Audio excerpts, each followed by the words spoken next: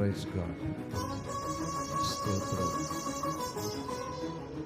Hallelujah.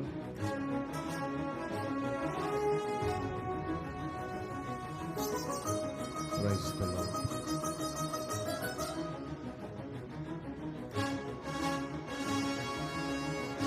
స్తుతించుదాం.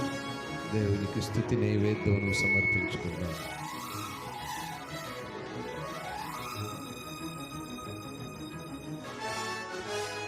Praise the lord.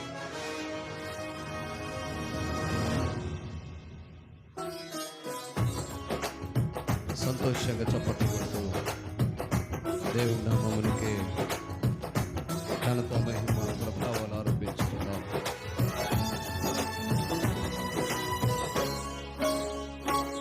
అతి పరిశుద్ధుడా స్తుతి నైవేద్యము నీకే అర్పించి కీర్తింతును. అతి పరిశుద్ధుడా స్తుతి నైవేద్యము నీకే అర్పించి కీర్తింతును. నా పక్షమై నన్ను దీవించగా నీవు నా తోడువై నన్ను నడిపించగా జీవింతును నీ కోసమే. ఆశ్రయమైన నా యేసయ్యా అతి పరిశుద్ధుడా స్తుతి నైవేద్యము నీకే అర్పించి కీర్తింతును.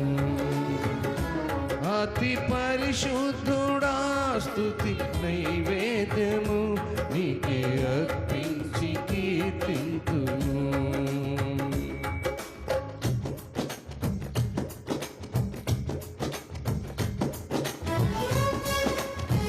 Praise God. స్తోత్రం.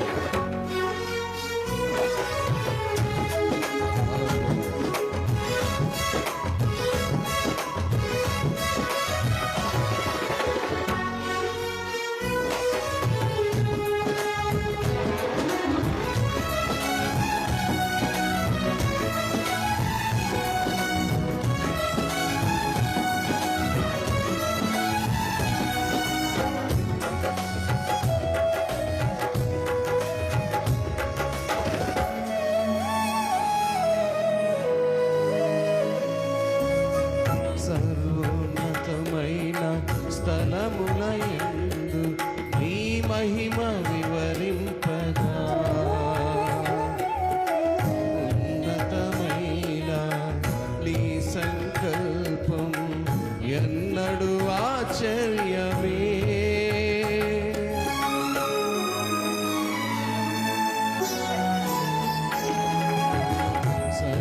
సర్వోన్నతమైన స్థలములయందు నీ మహిమ వివరింపగా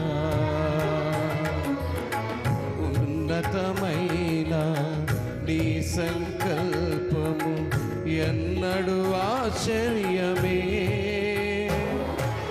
ముందెన్నడూ చవి చూడని సరికొత్తదైన ప్రేమామృతం. ముందెన్నడూ చవి చూడని సరికొత్తదైన ప్రేమామృతం నీలోనే దాచావు ఈనాటికై. నీ రుణం తీరదు ఏనాటికి. నీలోనే దాచావు ఈనాటికై. నీ రుణం తీరదు ఏనాటికి.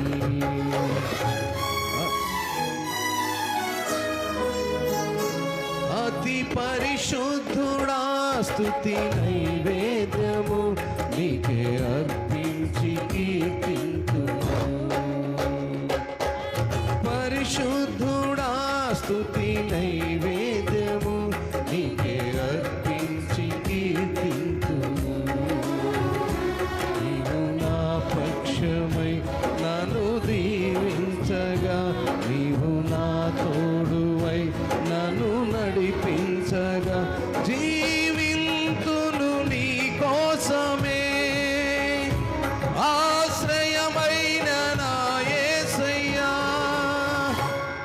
అతి పరిశుద్ధుడా స్తుతి నైవేద్యము నీకే అర్పించి కీర్తింతుము. అతి పరిశుద్ధుడా స్తుతి నైవేద్యము నీకే అర్పించి కీర్తింతుము.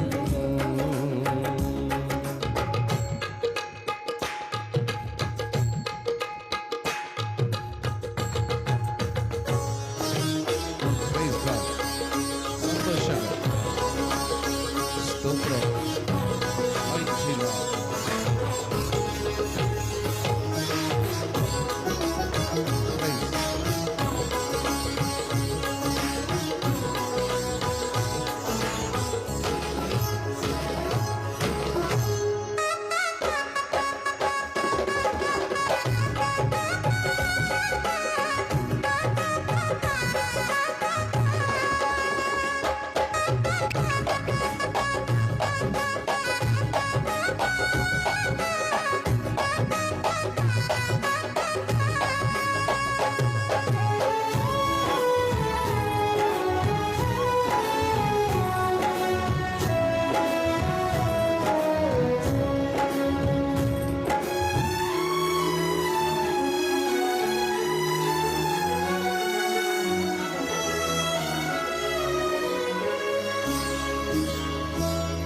సద్గుణ రాసి నీ జాడలను నా ఎదుట నుంచుకొని గడచిన కాలం సాగిన పయనం నీ కృపకు సంకేతమే.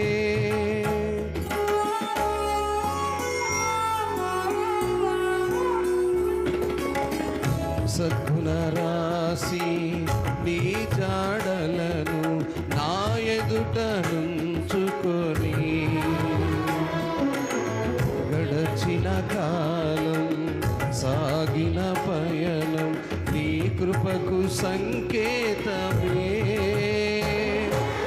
కృప వెంబడి కృప పొందగా పారాను మధురముగా నే పొందగా. కృప వెంబడి కృప పొందగా పారాను మధురముగా నే పొందగా. అరుణా ఈ మంచి చూసావయ్యా నీ ప్రేమ చూపితివి నా యేసయ్యా. అరుణా ఈ మంచి చూసావయ్యా నీ ప్రేమ చూపితివి నా యేసయ్యా.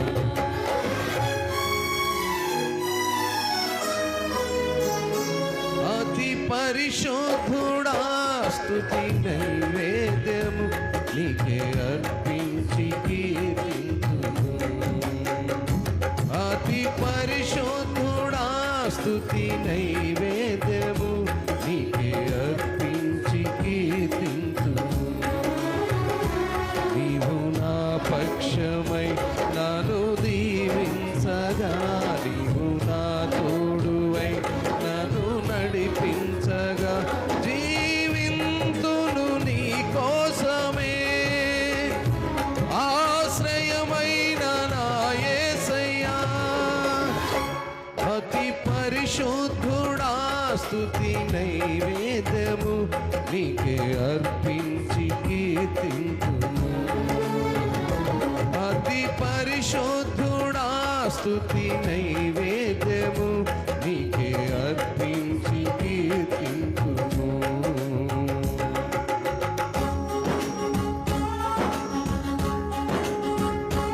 సారిపోయిన పాత్రగా నన్ను చేజారిపోనీయకుండా శోధనలు ఎదిరించే ధైర్యం ఇచ్చి సోలిపోకుండా ప్రతి క్షణము మాతో ఉండి ప్రతి అడుగులో నీ ఉన్నత కృపతో నీ ఊపిరిగా మమ్మల్ని నడిపిస్తున్నావయ్యా.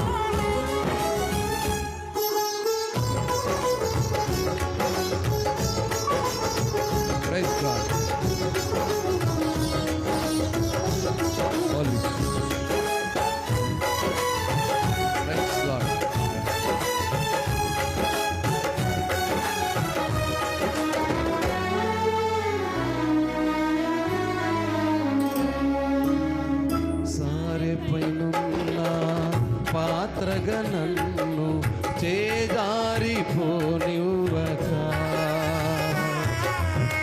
శోధనలెన్నో ఎదురించినను నన్ను సోలిపోనివ్వగా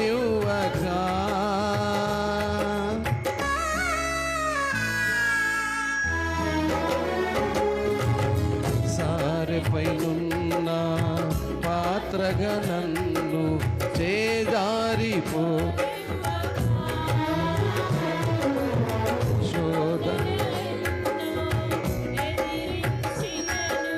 నన్ను సోలిపోని ఉన్నావులే ప్రతి క్షణమున కలిసున్నావులే ప్రతి అడుగునా ఉన్నావులే ప్రతి క్షణమున కలిసున్నావులే ప్రతి అడుగునా నవిగా యేసయ్యా నా ఊపిరి నీవేగా యేసయ్యా నా కాపరి నీవేగా యేసయ్యా నా ఊపిరి నీవేగా యేసయ్యా నా కాపరి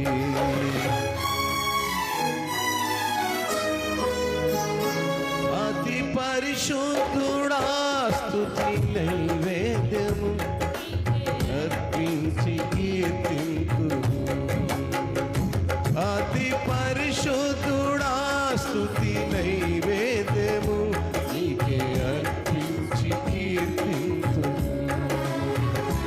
నీవు నా పక్షమై నన్ను నడిపించగా నీవు నా తోడువై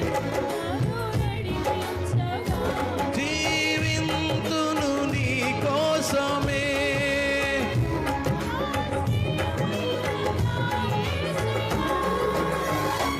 అతి పరిశుద్ధుడా స్తుతి నైవేద్యము నీకే అర్పించి కీర్తింతును అతి పరిశుద్ధుడా నీవు నా పక్షమై నన్ను జీవించగా నీవు నా తోడువై నడు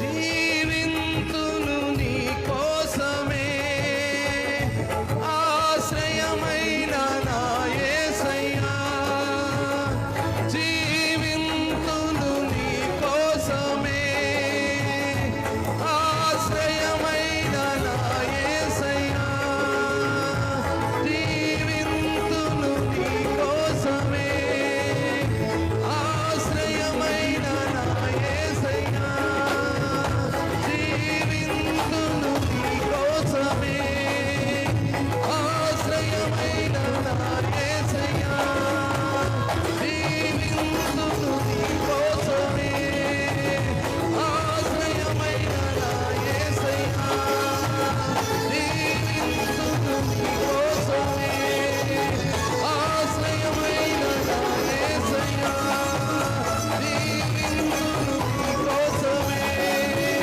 ఆశ్రయమైన నా యేసయ్యా.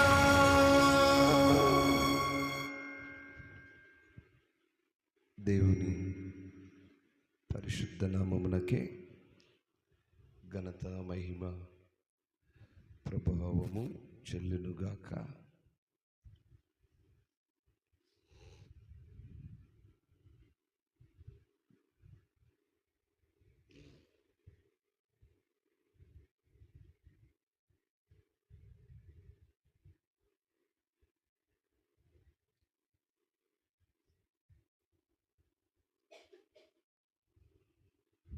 మంచిది. దేవుని ఉన్నత నామములో ఈనాటి పునరుద్ధాన దినారాధన దేవుని స్తుతించడానికి సజీవులుగా దేవుడు మన నుంచి మనకిచ్చిన ఆయుష్కాలమును బట్టి ఆయన సన్నిధానములో మనం ఉండుట ఎంత గొప్ప ధన్యత. కీర్తనకారుడు దేవుని స్తుతిస్తున్నాడు. ఆయనకు మన కాపరిగా ఉండి అనుదినము మన యొక్క స్థితిగతులను ఎరుగుతూ మనల్ని సజీవులుగా ఉంచినటువంటి దేవుని ఆరాధిస్తూ ఉన్నాం. 135 కీర్తన మొదటి 2 మాటలను మనం చదివితే, యెహోవాను స్తుతించుడి, ఆయన నామమును స్తుతించుడి, దేవుని సేవకులరా దేవుని మందిరములో, మన దేవుని మందిరపు ఆవరణములో నిలుచుండు వార్లారా దేవుని స్తుతించుడి. ఆమేన్. దేవుణ్ణి స్తుతించాలి, దేవుణ్ణి మనపూర్వకంగా స్తుతించాలి. ఈ 135 కీర్తన మొదటి నుంచి 21 వాక్యాలుంటే, 21 వాక్యాల్లో 12 వాక్యాల వరకు ఆయన గురించినటువంటి స్తుతి ఉంటే, 12 నుంచి మిగతా వాక్యాల్లో మనుషుల యొక్క అవిధేయతను తెలియజేస్తూ ఉంటాయి. కొంతమంది దేవుణ్ణి స్తుతించవలసిన మనుషులు, సజీవుడైనటువంటి దేవుణ్ణి ఎరగవలసిన మనుషులు, దేవుణ్ణి స్తుతించడానికై ఈ అధ్యాయంలో దేవుడు 3 విధములైనటువంటి నిజమైన సత్యమైనటువంటి ఆధారాలపై ఆధారపడి ఉంది. మొదటగా మనం గమనిస్తే, దేవుడు ఇశ్రాయేలీయులను తనతో రక్షణ నిబంధన సంబంధంలోనికి తీసుకుని వచ్చాడు అనేది మొదటి మాట. రెండవ మాటను గమనిస్తే, దేవుడు సజీవమైన దేవుడు, ప్రపంచ విషయాల్లోనూ తన ప్రజల విషయాల్లోనూ ఆయన చురుకుగా శ్రద్ధ చూపుతున్నాడు అనేటువంటి సందర్భము. మూడో మాట చూస్తే, దేవుడు తన ప్రజలకు సమీపముగా ఉండి ఆయనను సేవించి ఆయనపై ఆధారపడే వాడిపై దయ చూపుతూ ఉన్నాడు అనేటువంటి 3 అర్థాలు ఈ 135 కీర్తన అంతా మనకు తెలియజేస్తుంది. ఇందులో మనం గమనించినప్పుడు ఆయన చేసిన కార్యాలను మనం మర్చిపోతుంటాం. దేవుణ్ణి ఎందుకు స్తుతించాలి, ఎందుకు ఆయన సేవకులు ఆయన మందిరములో కన్నీరు విడవాలి, ఎందుకు ఆయన దేవుడు సేవకులను అని యాజకులను ఎందుకు చేసుకున్నాడు, వారు చేయవలసినటువంటి పనులేమిటి? అందుకే రెండో మాట్లాడినాడు, యెహో మందిరములో, మన దేవుని మందిరపు ఆవరణములో నిలుచుండు వారలారా ఆయన స్తుతించండి. ఎందుకు ఆయన స్తుతించాలి? మనము 5వ వాక్యంలో చూస్తే, దేవుడు గొప్పవాడని, మన ప్రభువు సమస్త దేవతల కంటే గొప్పవాడని నేను ఎరుగుతున్నాను, గనుకనే నేను సాక్ష్యం ఇస్తున్నాను. కాబట్టి నా సాక్ష్యాన్ని మీరు శ్రద్ధగా ఆలకించండి. 6వ మాటలు మనం గమనించినప్పుడు, ఆకాశమందును భూమి యందును సముద్రముల యందును మహాసముద్రముల ఎంతటి యందును ఆయన తనకిష్టమైనంతయు జరిగించేవాడు. మనం ఆది కాండంలోనే ఈ భూమి ఆరంభాన్ని చూస్తాం. మొట్టమొదటిలోనే అంటాడు, ఆకాశమును భూమిని కలుగు అనగానే కలిగిందని. ఆయన సర్వ సృష్టిని సృష్టించినవాడు, నిర్మించినవాడు, ఆయన నిర్మాత, సృష్టికి కారణభూతుడు. దేవుని ఎందుకు స్తుతించాలండి? కొంతమంది మనుషులు వారికి ఉన్నటువంటి అవసరాలను బట్టి, అక్కర్లను బట్టి, పరిస్థితులను బట్టి దేవుణ్ణి నిందిస్తూ ఉంటారు. దేవుణ్ణి నిందించడానికి మనకి ఏ అర్హత లేదండి. Very simple, very simple. నిన్ను నన్ను భూమిపై సృష్టించాడే, అందుకే ఆయన సృష్టించాలి. భూమి మీద సర్వ సంపదలు అనేవి నీ కష్టార్జితం. అది ఆయన నీకు ఇచ్చిన ఆరోగ్యమును ఆయుష్ను దాచుకొనక, సోమరి వలె తిరుగక, ప్రయాసపడి సంపాదించుకునేవి భూమిపై నువ్వు సంపాదించుకునేటువంటి ఏమంటారు వాటిని, ఆశీర్వాదాలు, భూమిపై ఆశీర్వాదాలు. శాశ్వతమైనటువంటి ఆశీర్వాదము దేవుడిచ్చింది ఏంటంటే, నిన్ను భూమి మీద సజీవునిగా ఉంచటమే. నిన్ను భూమిపై సజీవునిగా ఉంచాడే, అందుకే ఆయన స్తుతించాలి. భూమిపై నువ్వు అనుభవిస్తున్నటువంటి సర్వ సంపదలు ఏమైతే ఉన్నాయో వాటన్నిటినీ నువ్వు తినుటకు, త్రాగుటకు, సుఖించుటకు, భూమిపై నువ్వు జీవముతో కలిగి ఉండటానికి, జీవాత్మకు తోడుగా ఆయన ఇచ్చినటువంటి శ్వాస, ఎయిర్, గాలి, దానికి స్తుతించాలి. చాలామంది అంటారు, మాకేమి ఇచ్చాడు సార్, మాకు రోజు కష్టాలే, రోజు శ్రమలే, మాకు అయి ఉన్నాయా, మాకు ఇవి ఉన్నాయా, వాళ్ళకు మిద్దలు ఉన్నాయి, వాళ్ళకు మేడలు ఉన్నాయి, వాళ్ళ కార్లు ఉన్నాయి, నీకు కూడా ఉంటాయి, కష్టపడు. సోమరులాగా తిరగమాక, కష్టపడిన ధనమును జాగ్రత్తగా ఖర్చు పెట్టు, నీకు కూడా ఉంటాయి. కానీ ఇవన్నీ భూమి మీద ఉంటాయి, ఇవి దేవునికి అక్కర్లేదు. మనము భూమిపై మన యొక్క ప్రయాసంతా కూడా ప్రయాణమే. మన ముగింపు ఎప్పుడంటే, ఈ ప్రయాణానికి ముగింపు ఎప్పుడంటే మరణమే ముగింపు. అంతవరకు మనం ఎక్కడా శాశ్వతంగా ఉండటానికి లేదు. కేవలము మనమున్న ఈ స్థలము, ఇది గుడారము. గుడారం అంటే అర్థం ఏంటి? గుడారం అంటే తెలుగు భాషలో టెంట్ అని చెప్పాలి. టెంట్ కూడా ఇంగ్లీష్ అనుకుంటా, తెలుగులో ఏమంటారు? గుడారం అనగా తెలుగులోనే గుడారమా, ఇంగ్లీష్లో టెంటా? ఓకే, ఈ గుడారం అనేది ఏంటి అంటే, మనకు అర్థమయ్యే భాషలో గుడారం గురించి చెప్పాలంటే, మన పెళ్ళిళ్ళు జరుగుతుంటాయి, వివాహాలు జరుగుతున్నప్పుడు మనము లైటింగ్, డెకరేషన్ సెట్ వాళ్ళంతా వచ్చి మంచి మంచి నీడనిచ్చేటువంటి గుడారాలు వేస్తూ ఉంటారు. ఎంతసేపు ఉంటాయి అవి? ఎంతసేపు ఉంటాయమ్మా? ఆ వివాహం అయిపోయేంత వరకే. ఆ ప్రోగ్రామును బట్టి ఆ వర్కర్స్ 3 రోజుల ముందు నుంచే ప్రయాసపడుతుంటారు. దేనికి? ఆ ప్రాంతము సుందరముగా అలంకరించబడాలని, ఆ వివాహము జరిగే స్థలము, ఆ వేసిన వాళ్లను, ఆ చేయించుకున్న గృహాన్ని చూసిన వాళ్ళు, అబ్బా చాలా ఘనంగా చేసుకున్నారే అని చెప్పుకొనుట కొరకు. వివాహం అయినటువంటి తదనంతరము అనగా కేవలం 1 గంట 2 గంటల్లోనే మొత్తము స్మాష్ అవుతుంది, అన్నీ తీసేస్తారు. ఎందుకని? ఆ గుడారం యొక్క పని ఎంతవరకు? ఆ వివాహము జరిగేంత వరకే. ఈరోజు మనము కూడా నివసిస్తున్న ఈ గుడారములన్నీ వరుడుగా రాబోతున్నటువంటి ఆయనను ఎదుర్కొనేంత వరకే. నువ్వు ఏ స్థలంలో ఉన్నా, ఏ బంగ్లాలు కట్టినా, ఏ మేడలు కలిగి ఉన్నా, ఎన్ని 100 ఎకరాలు భూములు కలిగి ఉన్నా, అవన్నీ కూడా ఈ ప్రయాణంలో ఒక భాగమే. ఈ టెంట్లేవి, ఇవన్నీ ఒకరోజు తీసేయాలి. ఇవి ఆ రోజు వరకే, ఆ కార్యక్రమం వరకే. ఈరోజు మన ప్రయాణం కూడా అటువంటిదే. మన ప్రయాణం అటువంటిదే. మనం ప్రయాణంలో ఉన్నాము.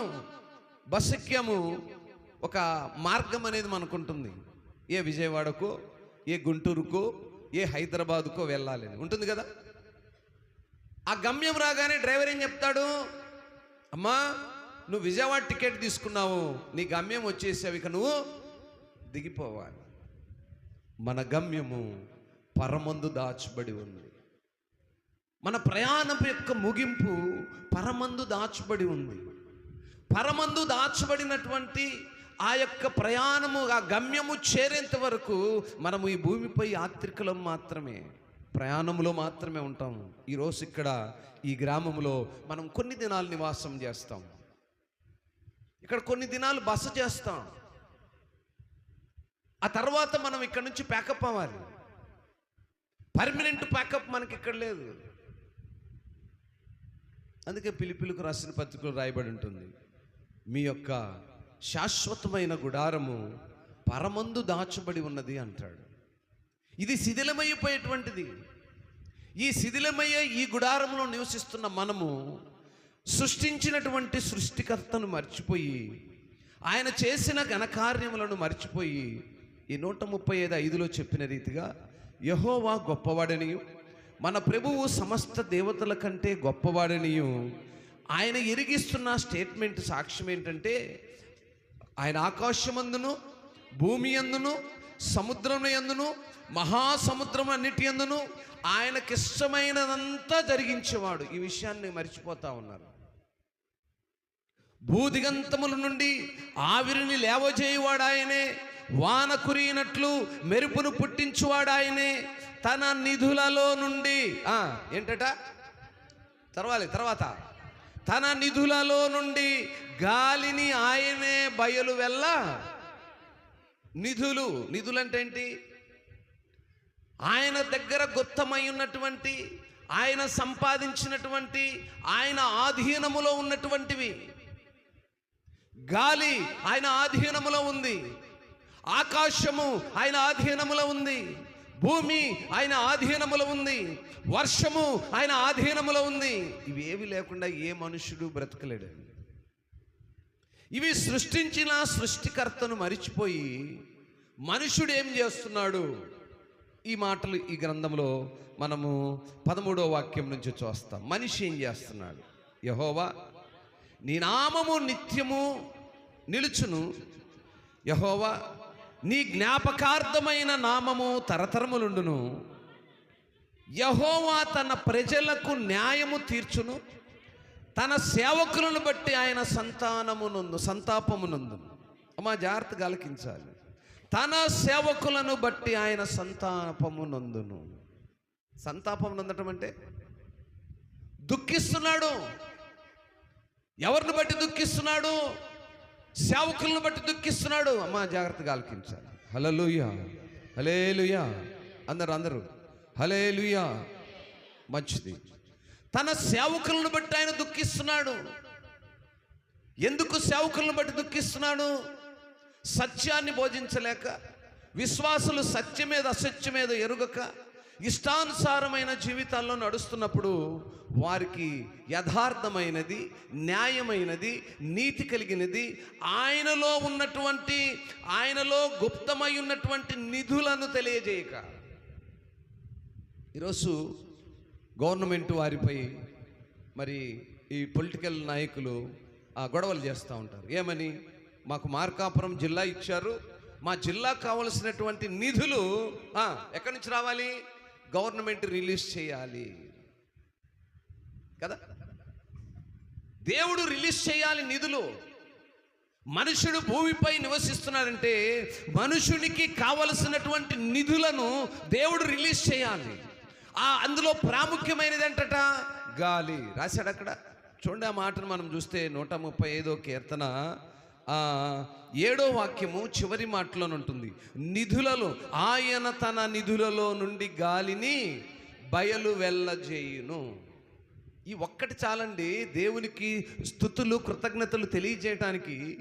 దేవుని ఎందుకు స్తుతించాలంటే ఆయనకున్నటువంటి నిధులలో నుంచి, ఆయన దగ్గర అనేకమైన నిధులు ఉన్నాయి, అందులో ప్రాముఖ్యమైనటువంటిది గాలిని రిలీజ్ చేశాడు. అది ప్రతి మనుష్యుడు ఆస్వాదిస్తున్నాడు. ఆ గాలికి కులము లేదు, ఆ గాలికి మతము లేదు, ఆ గాలికి రంగు లేదు, ఆ గాలికి దేవుడు లేడు. దాన్ని రిలీజ్ చేసిన వాడు ఒక్కడే, ఆయనే సృష్టికర్త. ఆయన నిధులలో నుంచి రిలీజ్ చేశాడు. గవర్నమెంట్ రిలీజ్ చేయమనండి. ఈరోజు చాలామంది చాలా రకాల పార్టీలు పెట్టుకుని గొడవలు పడిపోతున్నారు. ఏ పార్టీడో ఒక పార్టీ వాడిని గాలిని రిలీజ్ చేయమనండి. చేయగలరా? వాళ్ళకున్న నిధులు, భూమిపై ఉన్నటువంటి నిధులు, వారు సంపాదించుకొని సృష్టించుకున్న నిధులు. దేవుడు నిధించినటువంటి నిధులు మనుషుల చేతిలో లేవండి. మనుషులు ఎరుగక దేవుణ్ణి స్తుతించలేకపోతున్నారు. స్తుతించకపోక ఏమైపోతున్నారంటే, అక్కడ మనం చూస్తే 15వ వాక్యంలో చూసినప్పుడు, అన్యజనుల విగ్రహములు వెండు బంగారువి, అవి మనుషుల చేతి పనులు. క్లియర్గా అర్థమైంది అనుకుంటున్నాను. చాలామంది అన్యులు విగ్రహాలను పూజిస్తుంటారు. అది వారికి ఉన్నటువంటి విశ్వాసం. మనం దాన్ని కాదు అనటానికి లేదు, దాని గురించి మనం మాట్లాడట్లేదు. కానీ అందులో ఉన్నటువంటి కొన్ని సత్యాలను, పరిశుద్ధ గ్రంథంలో మాటలను మనం తెలుసుకోవడానికి ప్రయత్నం చేద్దాం. ఇక్కడ ఏ మతమును, ఏ కులమును, ఏ విశ్వాసాన్ని మనం కించపరచట్లేదు. కానీ దేవునికి ఉన్నటువంటి ఆ యొక్క సత్యమైనటువంటి విధులు, పరిశుద్ధ గ్రంథము మనము తెలుసుకోలేని సత్యాలను తెలియజేస్తుంది. ఏమండి, ఇక్కడ రాయబడిన మాటను మొదట చూస్తే, అన్యజనుల విగ్రహములు వెండి బంగారువి, అవి మనుషుల రైటా రాంగ్ అండి ఇది. ఏమండి ఈరోజు మనం చూస్తే పెద్ద పెద్ద దేవాలయాల్లో కోట్ల కొలది, లక్షల కోట్ల కొలది ఆ వెండి బంగారములతో తయారు చేయబడినటువంటి దేవుళ్ళు అనేకములు ఉన్నారా లేరా? అవన్నీ ఎవరు చేశారు? మనుషులు చేసిన చేతి పనులు. గ్రహిద్దాం. రెండో మాటలోనికి వెళదాం. వాటికి నోరుంటుంది, పలుకవు, కనులుంటాయి, చూడవు. రైటా రాంగ్ అండి? మనము ఏ మతాన్ని కించపరచట్లేదు. చాలామంది జాగ్రత్తగా ఈ యూట్యూబ్ ద్వారా ఈ వాక్యాన్నింటిని వారు గ్రహించాలని మనం చేస్తున్నాం. ఇక్కడ మతాలకి కులాలకి అతీతమైనదే పరిశుద్ధ గ్రంథం. ఎక్కడ కూడా ఏ మతాన్ని కించపరచడం కానీ, ఏ వ్యక్తిని ప్రత్యేకించి మాట్లాడటం కానీ చెప్పలేదండి. చాలామంది క్రైస్తవులు అనేటువంటి అదొక మతమని, అదొక కులమని, అదొక జాతిని అంటకట్టారు. కానీ ఈ పరిశుద్ధ గ్రంథం ఏ మతానికి చెందింది కాదు. ఇందులో అన్ని సత్యాలు ఉంటాయి. మనిషి యొక్క మనుగడ రాయబడి ఉంటుంది, మనిషి యొక్క జీవన శైలి రాయబడి ఉంటుంది. అందుకే ఆయన అంటున్నాడు, మనుషుడు దేన్ని పూజిస్తున్నాడు? వాటికి నోరుండియో పలుకవు, కనులుండియో చూడవు. ఏమండి ఈరోజు మనం అనేక మందిని చూస్తున్నాం, విగ్రహాలను పూజించేవాళ్ళు. విగ్రహం అని అంటే కేవలం బొమ్మే కదండి, ప్రతిదీ విగ్రహమే. ఈ స్టూలు విగ్రహమే, నేను నిలబడినటువంటి టేబుల్ విగ్రహమే. దీనికి నేను పూజ చేస్తున్నాను. ఈ చెట్టు కూడా విగ్రహమే, దీనికి నేను పూజ చేస్తున్నాను. ఇది మాట్లాడుతుందా? ఇది పలుకుతుందా? ఇది చూస్తుందా? ఇది నా మాటలు ఆలకిస్తుందా? కానీ నేను పూజిస్తాను. అది నా విశ్వాసము. అయితే పరిశుద్ధ గ్రంథం ఏమంటుందో, ఒరే నాయనా, ఆ సృష్టికి కర్త ఎవడో, దాన్ని సృష్టించిన వాడెవడో, అందులో ఉన్న సత్యం ఏంటో గ్రహించే ప్రయత్నం చెయ్యి. ఈరోజు చాలా మంది క్రైస్తవులని చెప్పబడిన వారు కూడా విగ్రహాలను పూజిస్తూ ఉన్నారు, బొమ్మలను పూజిస్తున్నారు, చెట్లను పూజిస్తున్నారు, రాళ్లను పూజిస్తున్నారు. అఫ్ కోర్స్ అది మీ ఫెయిత్, మేము దాన్ని కాదనట్లేదు. బట్ గ్రంథం ఏమంటుంది? పరిశుద్ధ గ్రంథం ఏం చెప్తుంది? చక్కగా చెప్తుంది. అందులో ఈ లక్షణాలు ఉన్నాయో లేదో ఈరోజు పరిశీలించుకో. 17వ వాక్యాన్ని చూద్దాం. చెవులుండి వినవు, వాటి నోళ్ళల్లో ఊపిరి లేశమైనా లేదు. ఊపిరి అంటే ఏంటి? జీవాత్మ. జీవాత్మలో ఏముంది? శ్వాస ఉంది, గాలి ఉంది. ఆ జీవాత్మ ఉన్న మనిషి మాట్లాడతాడు. ఆ జీవాత్మ ఉన్న మనిషి నీ వైపు నా వైపు చూస్తాడు. ఆ జీవాత్మ ఉన్న మనిషిని నువ్వు ప్రార్థించినప్పుడు నీలో ఉన్న తప్పేంటో, రైట్ ఏంటో, రాంగ్ ఏంటో, నీ విశ్వాసం ఏంటో, నీ అక్కరేంటో, నీకు ఈ అక్కరకు ఏమి చేయాలో ఆలకిస్తాడు. రైటా రాంగ్ అండి? ఆలకించాలి. హల్లెలూయా, ఆలకిద్దాం. ఈ మాటల్లో సత్యం ఉందా లేదా? చెవులుండి వినవు, వాటి నోళ్ళలో ఊపిరి లేదు. ఊపిరి లేని మనిషి నీ మాటని ఆలకిస్తాడండి? ఊపిరి లేనటువంటి విగ్రహము నీ మాటని ఆలకిస్తుంది? ఊపిరి లేనంటి ఈ యొక్క చెట్టు నీ పరిస్థితిని ఏం ఆలకిస్తుంది? ఊపిరి లేనంటి ఈ యొక్క చెక్క నా యొక్క పరిస్థితిని ఏం ఆలకిస్తుంది? నా అవసరత దానికి ఏంటో ఏం తెలుస్తుంది? ఈరోజు నా ప్రియ దేవుని సంగమా, దేవుణ్ణి నువ్వు ఎందుకు ఆరాధించాలి? ఎందుకు ఆయన్ని స్తుతించాలి? ఎందుకు నువ్వు స్తుతించాలంటే జీవము కలిగిన దేవుని నువ్వు ఆరాధిస్తున్నావు. హల్లెలూయా, హల్లెలూయా. జీవము కలిగిన దేవుడు. జీవము కలిగిన దేవుడు అంటే అందులో జీవాత్మ ఉన్నది. ఆ జీవాత్మ నీలో కూడా ఉన్నది. ఆ జీవాత్మను దేవుడు ప్రతి మనుష్యుడికి ఇచ్చున్నాడు. జీవాత్మ లేని ఏ మనుష్యుడు సజీవుడు కాదు.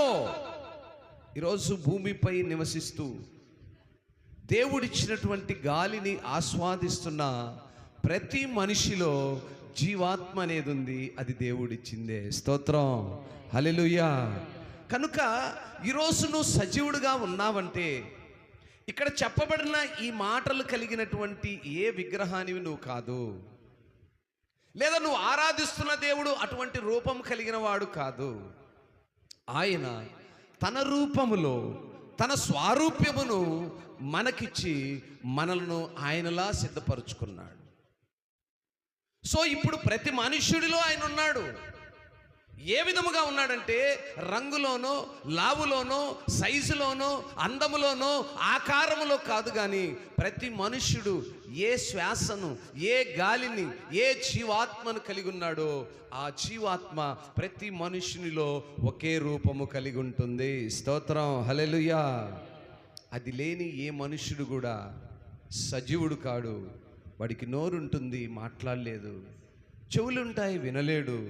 కనులుంటాయి కానీ చెప్పలేడు, చూడలేడు, సమాధానాన్ని ఇవ్వలేడు. గనుకనే దేవుని నువ్వు ఎందుకు ఆరాధిస్తున్నావు? ఎందుకు ఆయన ఆరాధించాడు? ఆయన ఆరాధించి ఏమి చెప్పదలుచుకున్నాడు? ఆయన చెప్పిన సందర్భం ఏంటంటే మొదట మళ్ళీ ఆదికాండానికి తీసుకెళ్ళాడు. ఆకాశమందును, భూమి యందును, సముద్రముల యందును, సముద్రములన్నిటి యందును ఆయన తనకిష్టమైనదంతా జరిగించేవాడు. అంటే సృష్టిపై ఆయనకు అధికారము కలదు. హల్లెలూయా. ఒక వస్తువును తయారు చేశాడంటే ఆ తయారు చేసిన వాడికి ఆ వస్తువుపై అధికారం ఉంటుంది, వేరే వానికి లేదండి. గనుక ఈ సృష్టికి కారణభూతుడు ఎవరైతే అయ్యున్నాడో ఆయనే ఈ సృష్టికి కారణభూతుడు. గనుక ఆయన ఈ భూమిపై నివసిస్తున్న ప్రతి మనిషిపై అధికారము గలవాడు. కనుకనే ఆయన చెప్తూ ఉన్నాడు, నాయనా నువ్వు ఏం చేస్తున్నావు, ఏం చూస్తున్నావు, ఏమి ఎరుగున్నావు, ఎరగలేను నువ్వు ఇంకా గ్రహించుకో అని కీర్తనకారుడు తన సాక్ష్యాన్ని బయలుపెట్టాడు. అక్కడ మాటను మాట్లాడుతూ 18వ వాక్యంలో ఒక శ్రేష్టమైన మాటను అన్నాడండి. వాటిని చేయువారును వాటి యందు నమ్మిక ఉంచు వారందరూ, బాగా చదవాలి, వాటితో సమానులగుదురు. వాటితో అనగా వాటితో సమానులగుతారు. వాటిపై నమ్మకం ఉంచిన వారు, ఏటిపై? మాట్లాడదని తెలిసి, చూడదు అని తెలిసి, నీ బాధను ఆలకించదని తెలిసి నువ్వు నమ్మి ఆరాధిస్తున్నావే, ఆ ఆరాధిస్తున్న నీవు వాటితో సమానమే. ఎంత చక్కగా చెప్తున్నప్పటికీ చెట్లను ఆరాధించే ఆ స్వభావం అర్థం కాని మనుషులు భూమిపై చాలామంది ఉన్నారు.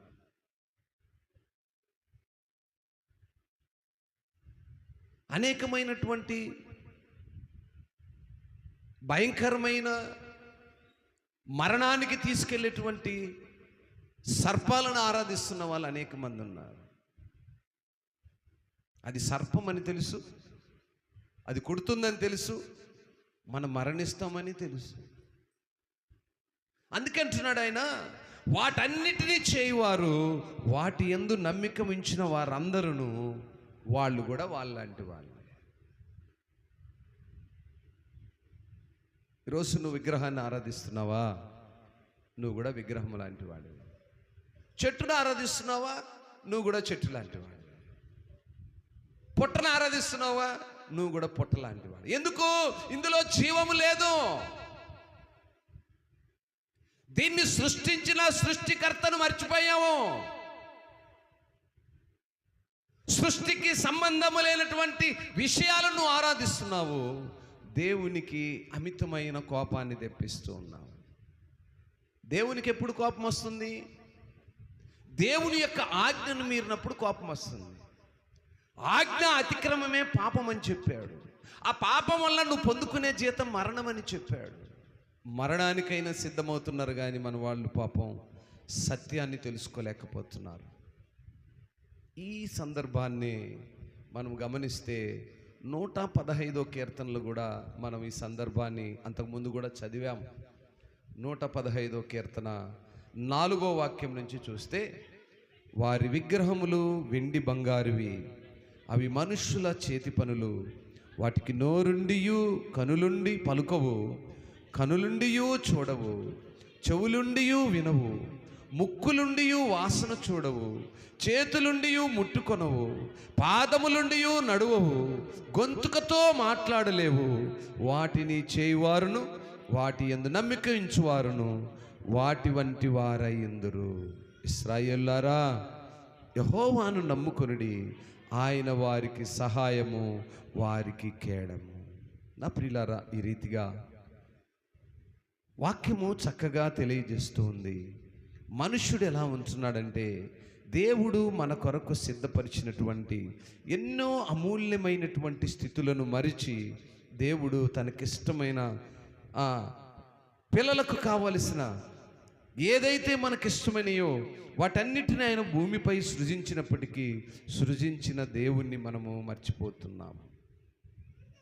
కాబట్టి దేవుని యొక్క స్థితి, ఆయన ఏ స్థితి నుంచి మనుషుల్ని ఏ స్థితికి తీసుకొస్తున్నాడు, మనుష్యుడు ఎక్కడ ఉన్నాడు, ఎలా ఉన్నాడు అనే విషయాలను మనం ఈ భాగంలో చూడగలుగుతున్నాం. ఆయన అనేక అద్భుత కార్యాలు చూశాడు. మనం చూస్తే 9వ వాక్యంలో ఒక మాట చూస్తాం. 135:9 ఉంటుంది, ఐగుప్తు నీ మధ్యను, ఫరో ఎదుటను, అతని ఉద్యోగస్తుల ఎదుటను ఆయన అనేక సూచక క్రియలను, మహత్కార్యములను జరిగించాడు. ఈ సందర్భం అంతా ఫరో రాజు ఇశ్రాయేలు ప్రజలు దేవుణ్ణి ఆరాధించడానికి పర్మిషన్ అడిగినప్పుడు తను పర్మిషన్ ఇవ్వలేదు, దేవుని ఆరాధించడానికి ఒప్పుకోలేదు.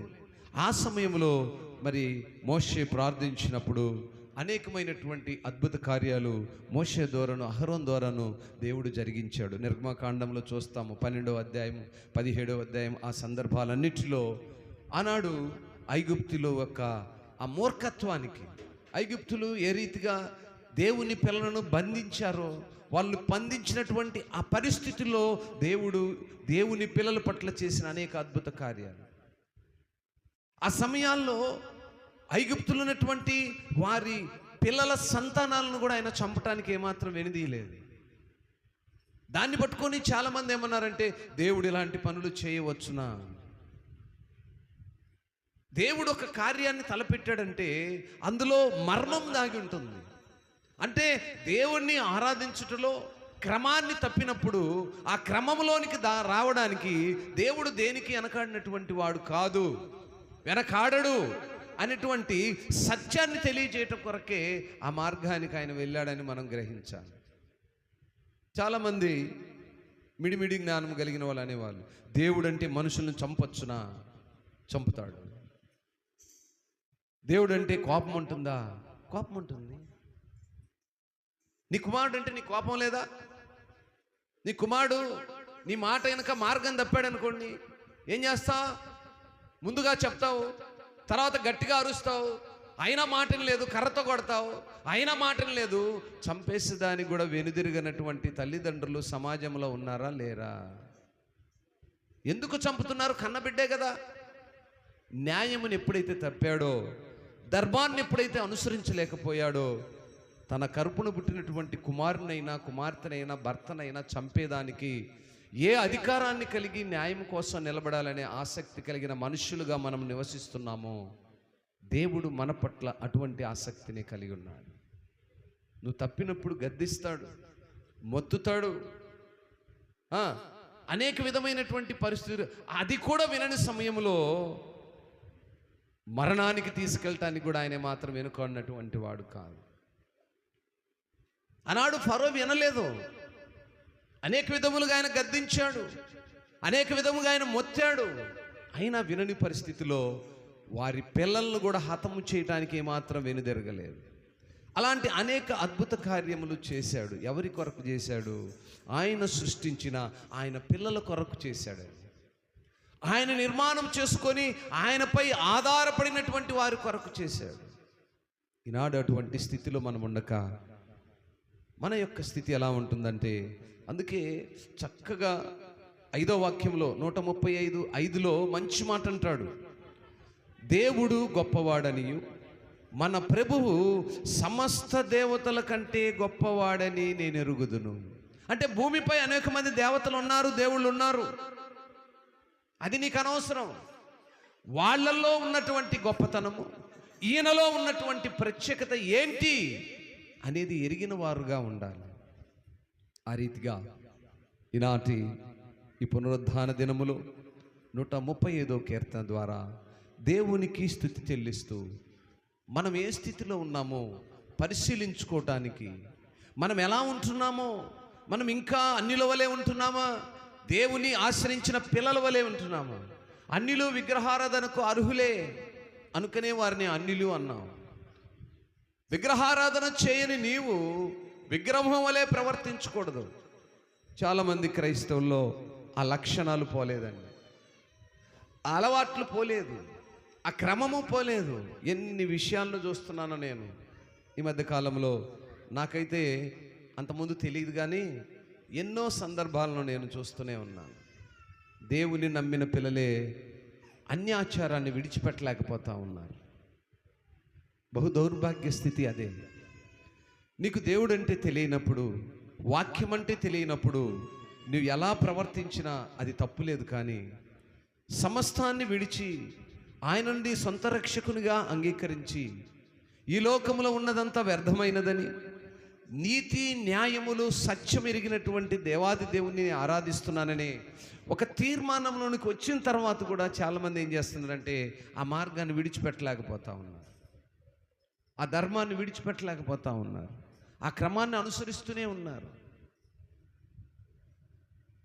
గనుక నా ప్రియ దేవుని సంగమా, ఒక క్రైస్తవునిగా దేవుణ్ణి అంగీకరించినటువంటి దేవుని పిల్లలుగా మన యొక్క ప్రవర్తనలో మార్పు కనపడాలి. మన యొక్క జీవన శైలి ఒక ప్రత్యేకమైనదిగా ఉండాలి. దేవుని పిల్లలంటే వీరే అని సాక్ష్యం కలిగినటువంటి పిల్లలుగా ఉంటారు. చాలా మార్లు చెప్పాను, కొరింథీలో ఉన్నటువంటి విశ్వాసులు ఒక పునరుద్ధాన దినమందులాగే గుంపుగా కూడి తెల్లని వస్త్రములు ధరించి దేవునికి స్తుతులు చెల్లిస్తున్నప్పుడు అనేక మంది అక్కడ ఉన్నటువంటి వారు అడుగుతూ ఉంటారు, అయ్యా ఆ దూరాన నిలబడి ఆ తెల్లని వస్త్రాలు ధరించిన వీరెవరు? చక్కని సాక్ష్యం ఉంటుంది అక్కడ. వీరెవరనగా యేసు రక్తములో కడగబడినటువంటి ఆయన పిల్లలు అనే సాక్ష్యం ఉంటుంది. అది క్రైస్తవుడు అంటే. లోకంలో ఉన్నవి అన్నీ ఆచరించేవారు క్రైస్తవులు కాదు. అందుకని అంటాడు, గురుగుల్ని గోధుమల్ని ఒక దగ్గరే పెరగనివ్వండి, కోత సమయంలో వేరేస్తానంటాడు. ఈరోజు మనం చూస్తే ఎక్కడ చూసినా సంఘాలలో వేల కొలది, లక్షల కొలది, వందల కొలది విశ్వాసులు కనపడుతున్నారు క్రైస్తవులని చెప్పబడుతూ. కానీ అందులో గురుగులు చాలామంది ఉన్నారు. చాలామంది గురుగులు ఉన్నారండి. వేరు చేసేటప్పుడు తెలుస్తుంది గోధుమలేయో. అప్పటి వరకు గురుగులను కూడా కలిసి ఆయన పెంచమన్నాడు. ఆ రీతిగా నా ప్రియ దేవుని సంగమా, మనం ఏ జాబితాలో ఉన్నాము? విగ్రహాలను ఆరాధిస్తున్నటువంటి అన్యుల వలె ఉన్నామా? గోధుమలు గురువుల్లో కలిసి పెరుగుతున్నాములే, ఏదో ఒక రోజు కోత జరిగినప్పుడు ఆ కోతలో నేను కూడా వెళ్ళిపోతాలే అనుకుంటున్నావా? గోధుమల వలె నువ్వు ఏరు చేయబడతావా? ఒకసారి ఆలోచించుకో. నీ విశ్వాస జీవితాన్ని ఆలోచించుకో. రెండు సమానంగానే కనపడుతుంటాయి. నాకు ఈ ఉపమానము ఒకరోజు, ప్రతిరోజు గుర్తొస్తూ ఉంటుంది. ఎలా గుర్తొస్తుందంటే, మన కొత్త ఇంట్లో మొక్కలు వేసాం. అన్ని మొక్కలు బాగానే పెరుగుతున్నాయి. ఆ తొట్టి పక్కన వేసావు చిన్న చిన్న, ఏంటి టేబుల్ రోజా అంటే వాటి పేరు. ఆ మొక్కేమో ఇంతే ఉంది, ఆ మొక్కలో గడ్డి మెలుస్తూ ఉంది. మొక్కేమో ఇంత ఉంది, గడ్డేమో దానికంటే ఎక్కువ మొలిసింది.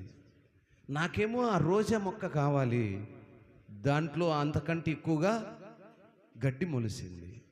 ఇప్పుడు దాన్ని పీకుదాము అంటే ఏం జరుగుతుంది? దీని ప్రాణం పోతుంది.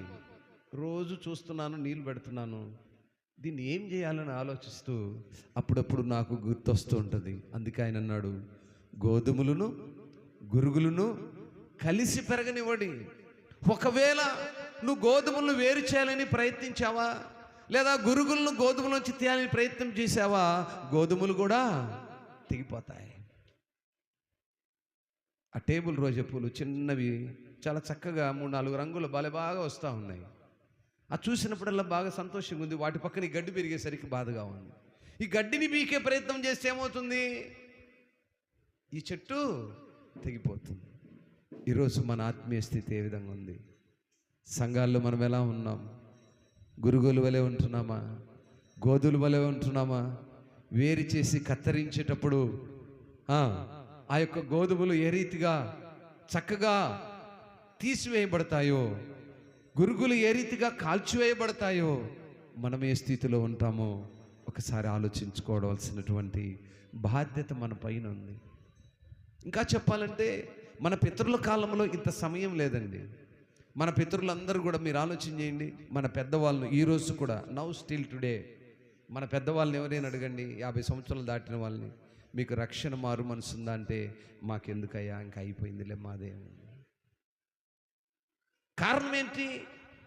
వారికి వివరాత్మకముగా పరిశుద్ధ గ్రంథంలో లోతులను వివరించి తెలిసిన వారు, తెలుసుకున్న సందర్భాలు లేవు. గనుకునే వాళ్ళని వాళ్ళు మాకు ఇంకా సమయం ఉంది అని. ఆ సమయం అంతా అయిపోయింది, ఇక సమయం లేదు. ఆయన రాకడ సమీపమైంది. గోధుమలను గురుగులను వేరు చేసే సమయము ఆసన్నమైంది. సిద్ధపడిన వారు ఆ పరలోకములో ఆయన కుడిపార్శ్వమందు ఎటువంటి శ్రమలు, ఇక్కట్లు, ఇబ్బందులు లేనటువంటి ఆ పరలోక ఆనందమును అనుభవిస్తాం. ఇందాకే చెప్పాను, ఈ భూమిపై మనం ఉన్నదంతా ప్రయాణమే. ఈ ప్రయాణంలో ప్రస్తుతము ఈ గ్రామంలో మనం నివసిస్తున్నాము. ఇది శాశ్వతమైనది కాదు. మరణము తర్వాత శాశ్వతమైనటువంటి నివాసము మనకున్నది. హల్లెలూయా. నమ్మిన వాళ్ళందరూ హల్లెలూయా చెప్పండి. హల్లెలూయా. మరణము తర్వాత ఏముందట? శాశ్వతమైనటువంటి మన యొక్క నివాసము. ఇప్పుడు మనం కట్టుకొని ఇక్కడ ఉన్న ప్రతి ఇల్లు కూడా శాశ్వతమైనదే. ఇవన్నీ కూడా ఒక దినము కూల్చివేయబడతాయి. కానీ శాశ్వతమైన నివాసం కొరకు ఎవరు ప్రయాసపడట్లేదు. తాత్కాలికమైనటువంటి, ఇంతలో కనపడి అంతలో మాయమైపడేటువంటి ఈ తుచ్చమైన వాటి కొరకే మనిషి ప్రయాసపడుతున్నాడు తప్ప శాశ్వతమైన నివాసం ఉంది. ఆ నివాసములో నేను ఒక దినం ఉండాలి, ఆ నివాసములో నాకు అవకాశం కావాలి, ఆ నివాసం చేరటానికి కావలసిన మార్గం ఏంటి, ఆ మార్గాన్ని నేను ఎలా తెలుసుకోవాలని ఎవరు అనుకోవట్లేదండి. ఎంతవరకు ఈ భూమిపై తిన్నామా, ఈ భూమిపై ఉన్నామా, ఈ భూమిపై ఉన్నాయి అనుభవిస్తున్నామా, వీటి వరకే చూసుకుంటున్నాడు తప్ప మనుషుడు శాశ్వతమైన నివాసము, శాశ్వతమైన గుడారము, శాశ్వతమైనటువంటి స్థలము, అక్కడ పని చేయాల్సిన పని లేదు. ఆలకించండి, ఇక్కడ పని చేయాలి, పురుషుడు పని చేయాలి, స్త్రీ పని చేయాలి. ఉదయకాలం మొదలుకొని సాయంకాలం వరకు కుటుంబ పోషణ కొరకు, ఈ లోక సంబంధమైన అక్కర్ల కొరకు, అవసరతల కొరకు మనం ప్రయాసపడుతూనే ఉన్నాం. కాతే ఈ లోకమును విడిచిన తర్వాత శాశ్వతమైనటువంటి మన యొక్క నివాసము, ఆ నివాసములో మనం ఏం చేయాల్సిన పని లేదట. అక్కడ మనం ఏం చేయాల్సిన పని లేదట. ఆకలి తర్వాత దప్పిక రెండు ఉండవట. ఉంటాయా? ఇక టైం అయిపోయింది, భోజనానికి సిద్ధపడాలి, ఇంతసేపు కూర్చున్నాము, నీళ్లు తాగాలి. ఈ రెండు కనపడుతున్నాయి. ఏంటిది? ఆకలి, దప్పికలు. అక్కడ ఏం ఉండవంటండి. చక్కని పచ్చిక బయల్లో ఉంటాం. పచ్చిక బయలు, కంప్లీట్ గ్రీనిష్. ఆ చక్కని పచ్చిక బయలులో మనం ఉండేటువంటి శాశ్వతమైన నివాసం. ఇంకా అది పర్మనెంటు. ఇంక అక్కడి నుంచి ఎక్కడికి వెళ్ళేది లేదు, ఎక్కడికి తీసేసేది లేదు. అక్కడ చేరగలిగిన వాడు పర్మనెంటు. చేరలేని వాడి పరిస్థితి ఏంటి? నిత్య నరకాగ్ని. ఏంటంటది? నిత్య నరకాగ్ని అంటే అర్థమైంది. ఎల్లప్పుడూ మంటలు మండుతూనే ఉంటాయి, ఇంకా ఆరిపోయాయి కాదు అవి. నిత్య నరకాగ్ని.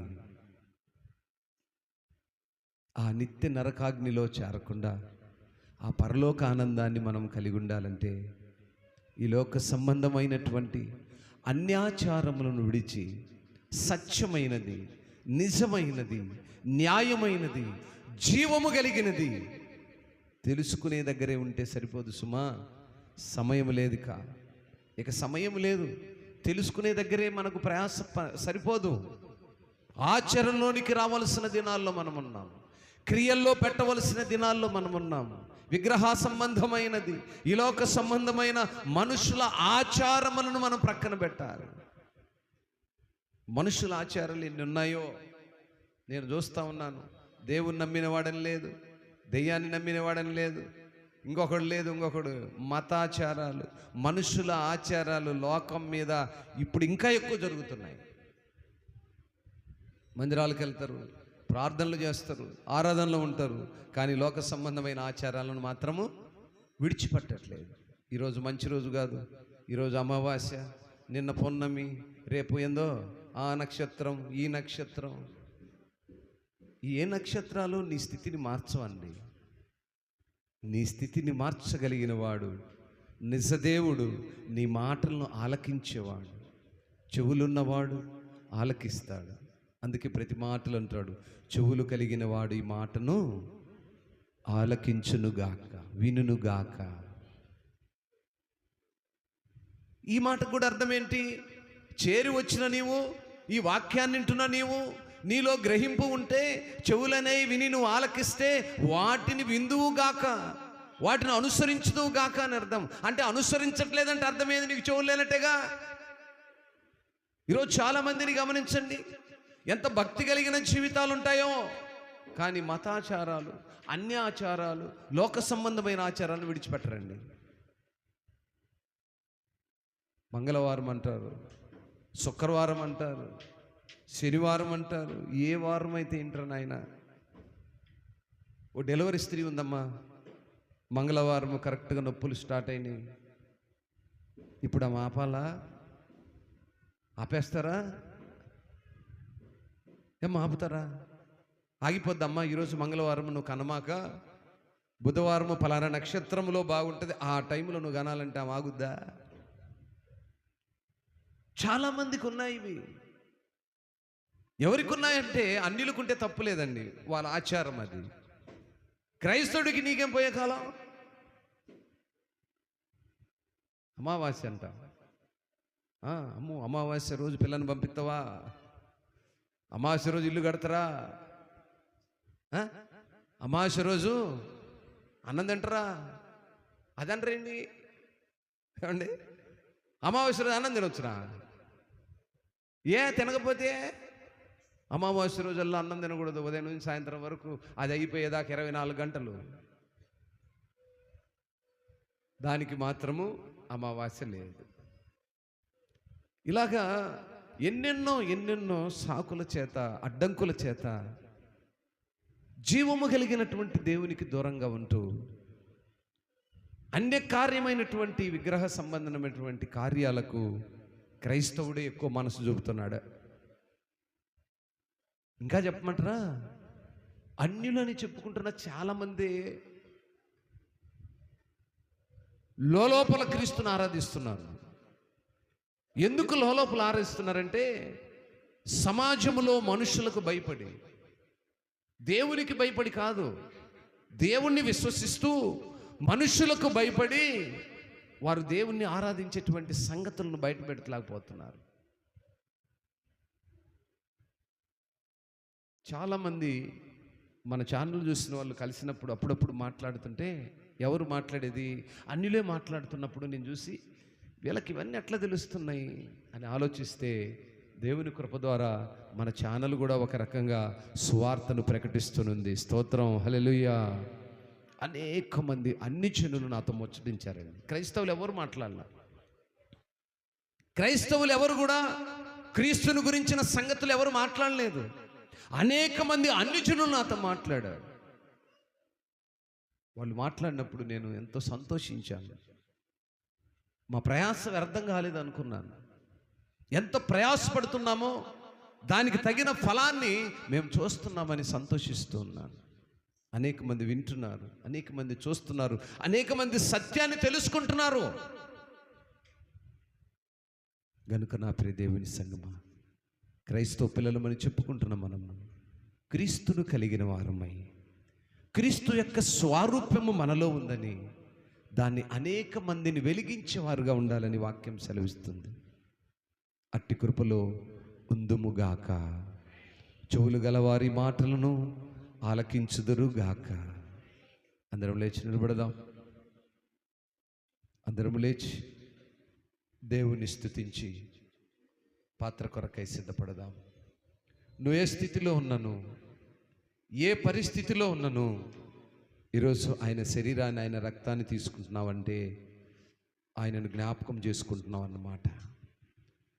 ఆయనను జ్ఞాపకం చేసుకుంటున్నావు. అయ్యా, నీ శరీరాన్ని, నీ రక్తాన్ని నేను తీసుకుంటున్నానంటే నాలో ఏ మంచి లేకపోయినప్పటికీ నువ్వు నన్ను జ్ఞాపకం చేసుకొని నాకు ఇచ్చినటువంటి ఆరోగ్యము, నాకు ఇచ్చినటువంటి ఆయుష్కాలము, నేను తెలుసుకోలేని అనేక సంగతులను, గ్రహించాను అని మోసపోతున్న సంగతులను ఈరోజు నువ్వు నాతో మాట్లాడవని అందరూ కళ్ళు మూసి, ఎవరు బయటికి వెళ్ళొద్దు, అటు ఇటు తిరగొద్దు, ప్రతి ఒక్కరూ లేచి నిలబడండి. కూర్చోలేని వాళ్ళకు కూడా దేవుడు శక్తి ఇస్తాడు, నిలబడండి. అందరూ నిలబడండి.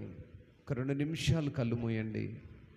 2 నిమిషాలు ఓపికగా కళ్ళు మూసి దేవుని వైపు కళ్ళు మూయాలి. ఎవరొకరి వైపు ఒకరు చూడొద్దు. మనపూర్వకంగా, హృదయపూర్వకంగా ఒక్కసారి జ్ఞాపకం చేసుకో. అయ్యా, ఇదిగో నీ సన్నిధానంలో నేనున్నాను. నీవిచ్చి నీ కృప ద్వారా ప్రభువా, నాయన ఇదిగో నైనా నీ మాటలు నన్ను ఈరోజు, నేను అంధకారంలో ఉన్న నన్ను నీ మాటలు ప్రభువా నా కళ్ళు తెరిపించాయి అని ఒక్కసారి హృదయపూర్వకంగా, మనపూర్వకంగా వినిన మాటలు నెమరు వేసుకో.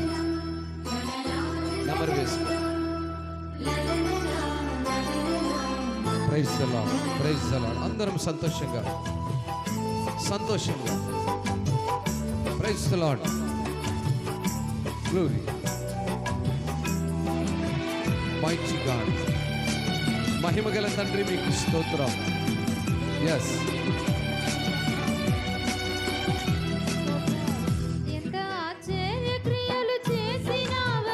యేసు ఎంచలేని ఘనతకు యోగ్యుడవయ్యా.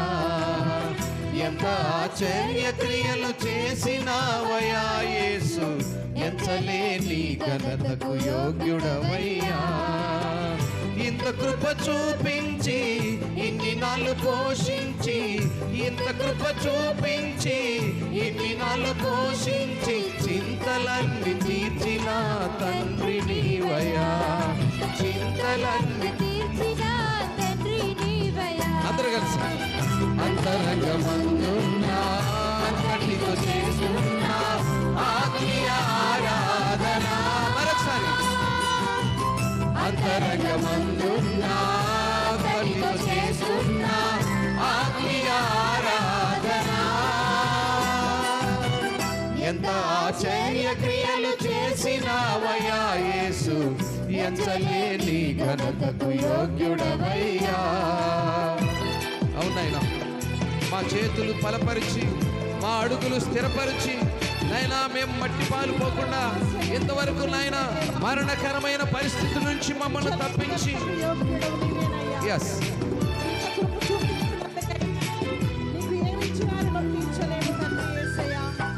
స్తోత్రం. Praise God. ఎస్, ఆకాశమును గాలిని సృష్టించిన దేవా, సర్వలోకాన్ని మాట ద్వారా సృష్టించి ఉన్నావు తండ్రి యేసయ్యా. Praise the Lord. యేసయ్యా, నువ్వు అనేక మేలులు మాకు చేసి ఉంటున్నావు యేసయ్యా. స్తోత్రము నాయనా. కరములు బలపరచి, అడుగులు స్థిరపరచి, మట్టి పాలు కాకుండా తప్పించావు. అవునయ్యా, యోగ్యత లేని మమ్మల్ని మరణం నుంచి తప్పించావయ్యా. కరములు బలపరచి, అడుగులు స్థిరపరచి, మట్టి పాలు కాకుండా తప్పించావు.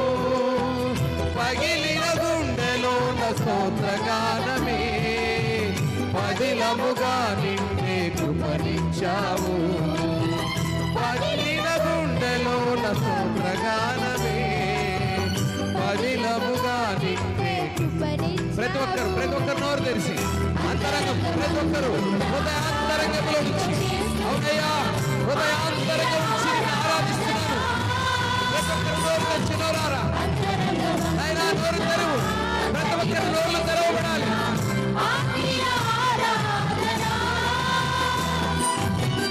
ఎంత ఆశ్చర్య క్రియలు చేసినావయ్యా యేసు, ఎంచలేని ఘనతకు యోగ్యుడవయ్యా. అవును నాయన, ఎన్ని ఆశ్చర్య క్రియలు నా జీవితంలో చేశావు నాయనా.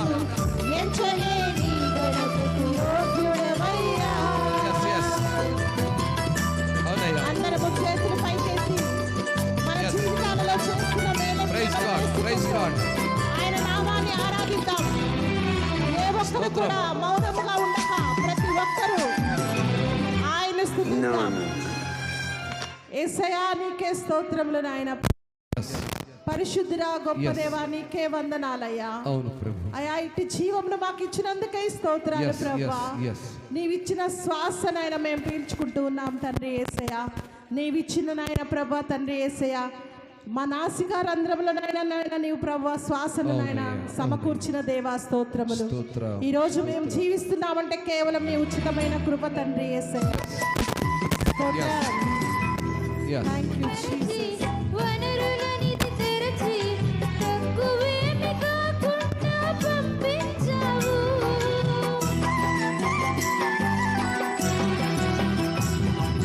కరుణను కనపరచి వనరులనిది తెరచి తక్కువేమి కాకుండా పంపించావు. విఫలము అవుతున్నా నా ప్రయత్నంగా మారేనిచ్చావు. విఫలము అవుతున్నా నా ప్రయత్నము విజయముగా మారే కృపనిచ్చావు. అందరూ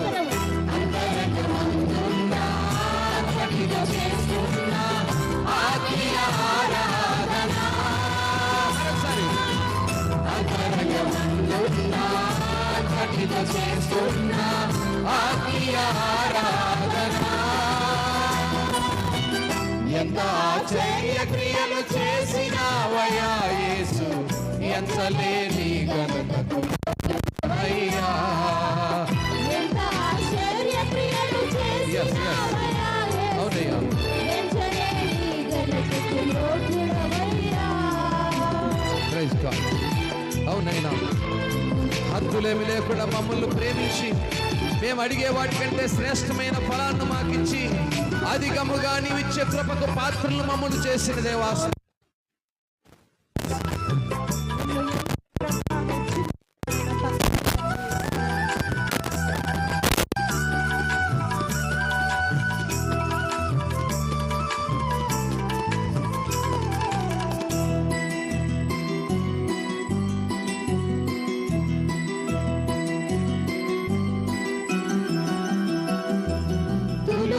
కనపరచి ఫలములు వశపరచి హద్దులేమి లేకుండా హెచ్చించావు.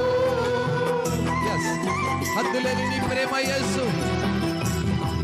తులువను కనపరచి ఫలములు వశపరచి హద్దులేమి లేకుండా హెచ్చించావు. అడిగిన వాటి కంటే శ్రేష్టమైనవి అధికముగా పొందే కృపనిచ్చావు. అడిగిన వాటి కంటే శ్రేష్టమైనవి అధికముగా పొందే కృపనిచ్చావు. అందరూ ప్రతి ఒక్కరు అంతరంగములో అంతరంగమంతటితో ఆత్మీయంగా ఆరాధించు. అంతరంగమందున్నా కఠిన చేస్తున్నా ఆత్మీయ ఆరాధన. ఎంత ఆశ్చర్య క్రియలు చేసినావయ్యా యేసు, ఎంచలేని ఘనతకు యోగ్యుడవయ్యా. ఎంత ఆశ్చర్య క్రియలు చేసినావయ్యా. అవునైనా ఎన్నో ఆశ్చర్య క్రియలు మా జీవితాల్లో చేసిన దేవా, మేము లెక్కించలేనటువంటి నాయన కార్యాలు మా జీవితాల్లో చేసావయ్యా. నైనా నీవు చేసిన కార్యములు, ఘనతలిగిన కార్యములు మేము లెక్కించలేనివయ్యా. మా చింతలని తీర్చే తండ్రివి నీవయ్యా. ప్రతి ఒక్కరు నోరు తెరిచి అంతరంగముతో ఎస్ ఎస్ నాయనా మా అంతరంగం అంతటితో నిన్ను ఆరాధిస్తున్నాం నాయన హరికాలు నుంచి నడుచుచు వరకు ప్రతి అవయవంతో నిన్ను ఆరాధిస్తున్నాం ఎస్ ఎస్ నోరారా ప్రతి ఒక్కరు హృదయపూర్వకంగా ప్రతి ఒక్కరు బలపూర్వకంగా ఎస్ ఎస్ ఎస్ ఎంత ఆశ్చర్య క్రియలు నాయనా ఎన్నో ఆశ్చర్యక్రియలు మా జీవితాల్లో చేసిన దేవా నీ ఘనతకు యోగ్యుడవయ్యా ఎంత ఆశ్చర్యక్రియలు చేసినావయ్యా అవునైనా ఎన్నో ఆశ్చర్యక్రియలు నీ ఘనతకు యోగ్యుడ నాయనా మేము ఊహించలేనివి లెక్కించలేనటువంటి కార్యాలు మా జీవితాల్లో నువ్వు చేసావయ్యా స్తోత్రమయ్యా. నాయనా మేము చెవులుండి కూడా వాటిని వినలేకపోతున్నాం అవును ప్రభు. కన్నులుండి కూడా వాటిని అవును చూడలేకపోతున్నామయ్యా తండ్రి యేసయ్యా. మా జీవితాల్లో మీరు ఎన్నో ఆశ్చర్యక్రియలు చేశారయ్యా చేసి ఉన్నారు తండ్రి. అద్భుతమైన మా బ్రతుకులు ఊహించిన మలుపులకు మీరు తిప్పారయ్యా ఈ శ్వాసతో మేము జీవిస్తున్నామంటే కేవలం నీ ఉచిత నాయనా నీవు ఇచ్చిన శ్వాసతో మేము నాయన సజీవులుగా ఉన్నామని గ్రహించలేకున్నామయ్యా యేసయ్యా గొప్పదే. నాయనా నేను ఎందుకు స్తుతించాలి అని అనేక మంది ప్రజలు ప్రశ్నించుకుంటున్నారు తప్ప తప్పించి నీవిచ్చిన శ్వాసతో సజీవులుగా ఉన్నారని ఎరగలేకపోతున్నారయ్యా మమ్మల్ని ప్రేమించి తండ్రి ఎన్ని ఆశ్చర్యక్రియలు ఉన్నాయ్యా ఎంత తెలుసుకోలేని పరిస్థితిలో మేము నాయనా జీవము లేని మాకు జీవమునిచ్చావు తండ్రి యేసయ్యా. విగ్రహం వలె నాయన పాతి పెట్టిన మమ్మల్ని లేవనెత్తావు అవునయ్యా, నాయనా, నీకే కనులుండి చూడలేని స్థితి నుంచి మమ్మల్ని తప్పించావు స్తోత్రం ప్రభువా, విగ్రహం చెవులుండి వినలేని స్థితి నుంచి మమ్మల్ని తప్పించావు అయ్యా, కాళ్ళుండి నడవలేని స్థితి నుంచి మమ్మల్ని తప్పించావు యేసయ్యా. సమస్తాన్ని గ్రహించే శక్తిని మాకు ఇచ్చావు నాయనా, మేము కలిగి ఉన్నాం. శక్తి కలిగిన నిన్ను ఆరాధించే కృపను మాకు ఇచ్చావయ్యా తండ్రి దేవా, గొప్ప దేవా, నాయన ఈ రోజు ఎంతమంది బిడ్డలు నిన్ను ఆరాధిస్తున్నారయ్యా అవునయ్యా, ఎంతమంది నిన్ను ఎరిగిన ఆయన నీవు సజీవుడవని నీవిచ్చిన జీవాత్మతో మేము బ్రతుకుతున్నామని ఈ భూమిపై నీవు నింపినటువంటి నిధులలో మేమున్నామని అందులో ప్రాముఖ్యమైన నిధిగా నీవిచ్చిన గాలిని మా ముందు ఉంచావయ్యా అవును దేవా, ఎరుగలేని పిల్లల కనులు తెరువండి అవును తండ్రి. కనులుండి చూడలేని స్థితి నుంచి నాయన బిడ్డలను తప్పించు ఈ ఒక్క బిడ్డని నీవు చెవులుండి గ్రహించలేని ఆ స్థితి నుంచి వారిని తప్పించండి తప్పించండి తండ్రి. కాళ్ళుండి నడవగలిగిన స్థితి నుంచి నీ సన్నిధిలో మోకరించలేని స్థితికి వారిని నడిపించండి అయ్యా ఈ ఒక్క బిడ్డని మోకరించేటట్టు చేయి. నీవు చేసిన ఆశ్చర్య కార్యములను నెమరేసుకుంటూ మా అంతరంగం అంతటితో ఆత్మీయముగా మిమ్మల్ని ఆరాధించిన